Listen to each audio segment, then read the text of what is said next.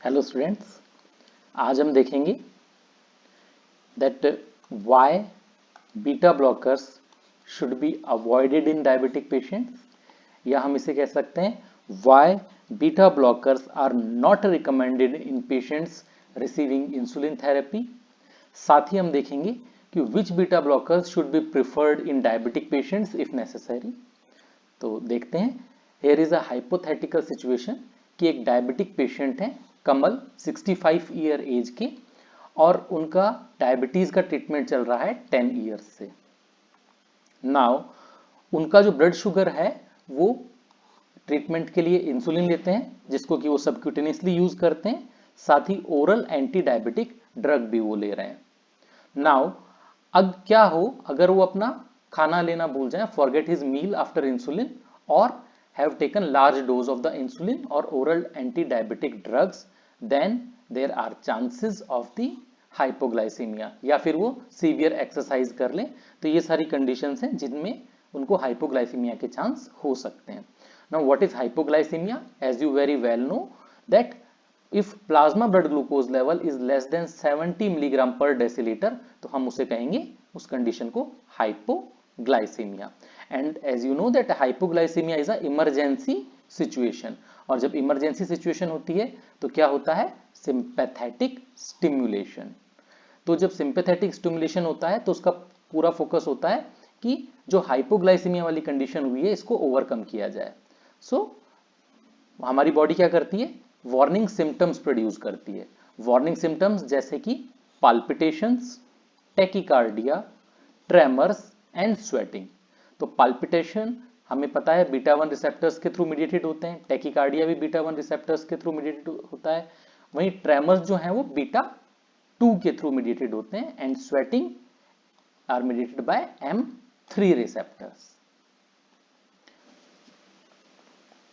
अब हमारा जो पेशेंट है कमल, उसे अच्छे से पता है क्योंकि वो 10 साल से डायबिटिक है कि अगर वार्निंग सिम्टम्स प्रोड्यूस हो, अगर उसे पाल्पिटेशन, टेकिकार्डिया, ट्रेमर्स और स्वेटिंग होते हैं, तो वो ग्लूकोज ले लेता है, बिस्किट खा लेता है, या फिर टॉफी ले लेता है, और उससे उसके वार्निंग सिम्टम्स रिजॉल्व हो जाते हैं। तो ये वार्निंग सिस्टम एक अलार्म सिस्टम की तरह काम करते हैं उसके लिए, और वो अपना जो हाइपोग्लाइसीमिया है उसको वार्निंग सिम्टम से एक आइडिया लगता है और वो उनको रिवर्ट कर सकता है।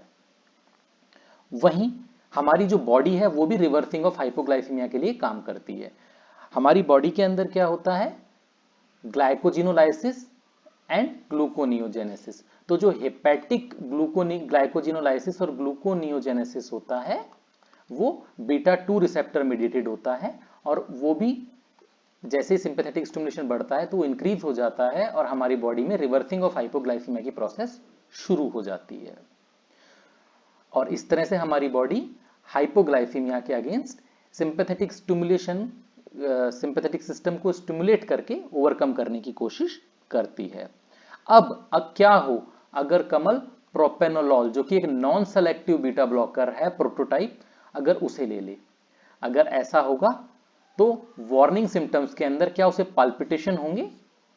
मुझे उम्मीद है नो। टेकिकार्डिया? नो। ट्रेमर्स? नहीं। कौन सी चीज प्रेजेंट होगी वार्निंग सिम्टम के फॉर्म में? Only sweating is present because this is mediated by M3 receptors, while all the warning symptoms become abolished. So warning symptoms को हम अगर बीटा ब्लॉकर ले लेते हैं तो there is masking of warning symptoms produce हो जाते हैं except sweating, और इसे वाइवा में ये टीचर्स का बहुत फेवरेट क्वेश्चन होता है। नाउ रिवर्सिंग ऑफ हाइपोग्लाइसीमिया जो कि लिवर में हो रहा था, तो उसमें भी ये प्रोसेस हो पाएगी क्या? No, because this is mediated by the beta 2 receptor. तो आपने प्रोपेनॉल ले रखी है तो ये भी नहीं हो पाएगा। साथ ही there is a chance also that rise in BP may also occur due to unopposed action of the alpha receptors, because we know that beta dilates, alpha constricts, which is we are talking about alpha 1 and beta 2 receptor. So हमें पता है unopposed action की वजह से BP के भी बढ़ने के चांसेस होते हैं, और यही रीजंस हैं कि हम ऐसे पेशेंट्स के अंदर, ऐसे पेशेंट्स जो कि इंसुलिन के ऊपर हों, उन्हें हम बीटा ब्लॉकर्स प्रेस्क्राइब नहीं करते हैं। लेकिन अगर हमें बीटा ब्लॉकर प्रेस्क्राइब करना पड़े तो हम कौन से बीटा ब्लॉकर प्रेस्क्राइब करेंगे डायबिटिक पेशेंट्स में?